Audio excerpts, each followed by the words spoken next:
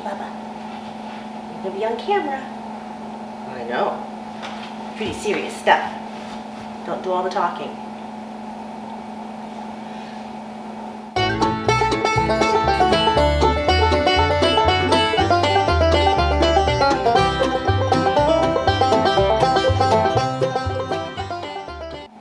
Hey everybody, Nikki D from 5 Dog Farm. I've gotten a lot of questions lately from people about where are the 5 dogs? Well, we have more than 5 dogs.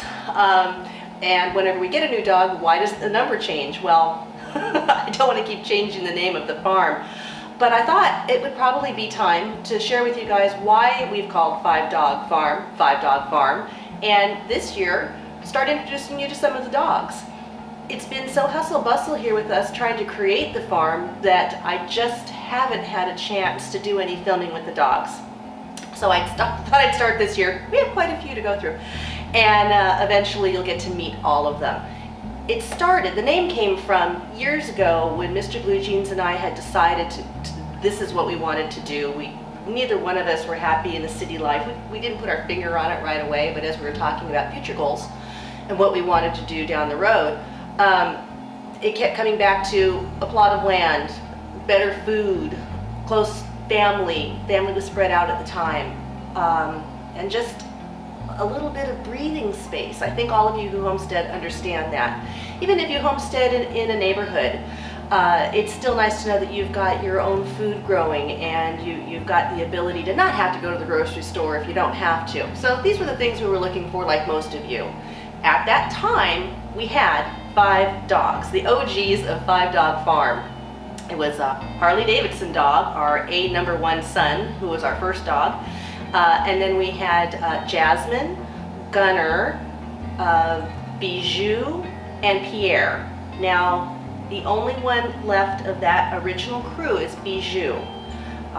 They have all since passed away, unfortunately. But why I'm holding this little guy in my lap is because Pierre, one of the original 5, was a Pomeranian, my dream dog. And I had volunteered at the time we were living in Kentucky, and one of our daughters, Sam, was a certified groomer. And she taught me a few tricks, and I thought, I'm home, let me go ahead and volunteer my time. At that point, we did not have any kind of a homestead, or I wasn't even gardening then. It was still coming to us what we were going to do. So I went to the local shelter and went through the interview, and during the interview I was told, be careful, you want to adopt a dog. And I said, we've got 4. You see what's coming? There's no way. And besides, what I want is a purebred Pomeranian. And they giggled and said, oh yeah, you're not going to find anything like that coming through here.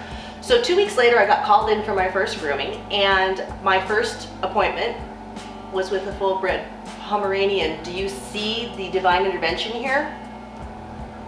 So I couldn't believe my eyes. It was Pierre. He had been dropped in Daniel Boone National Forest and left to fend for himself. He was epileptic.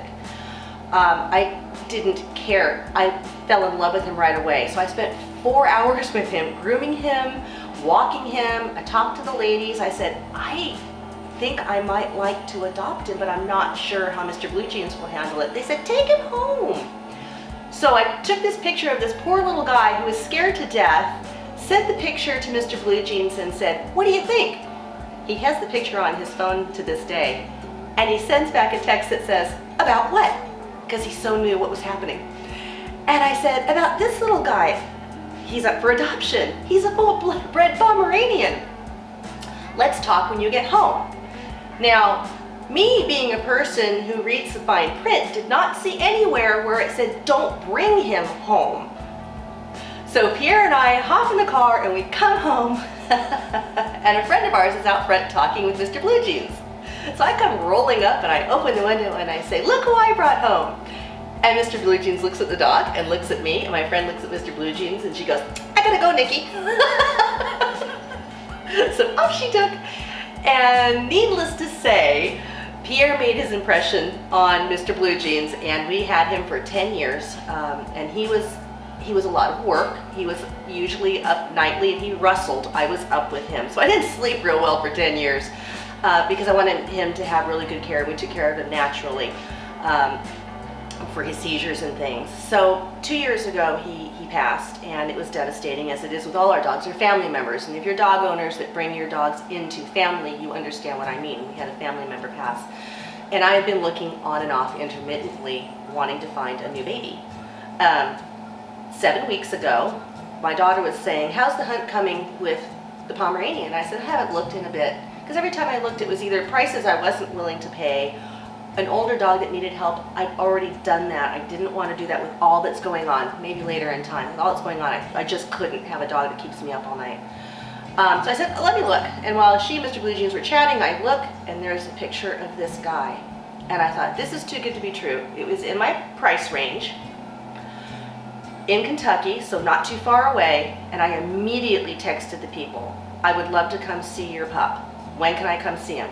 So the next day, we drove up, and Mr. Blue Jean says, "What are you going to name him?" I said, I am not going down that path. I'm not getting my heart set on this guy. I don't know, because you know these marketplaces sometimes are sketchy. So I didn't set my heart on anything, which is probably the first time in my life regarding a dog. I did not do that.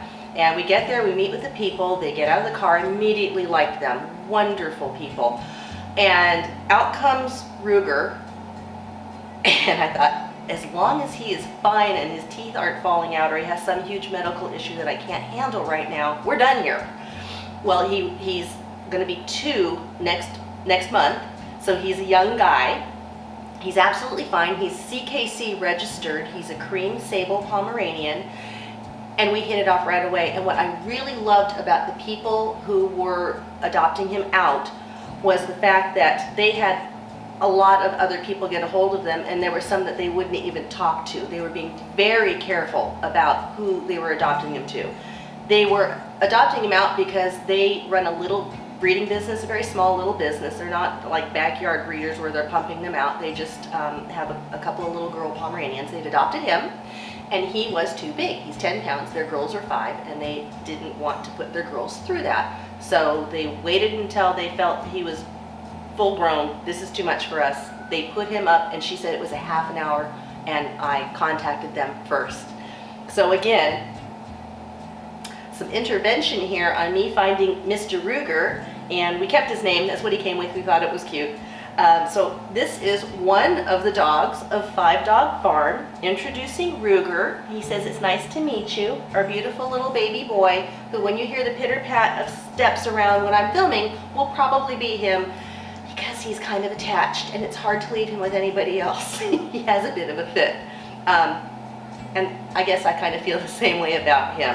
So there you have it. That's a little bit of the story about how we got some of our dogs, and how 5 Dog Farm came to be, and how this little guy ended up with us on the farm.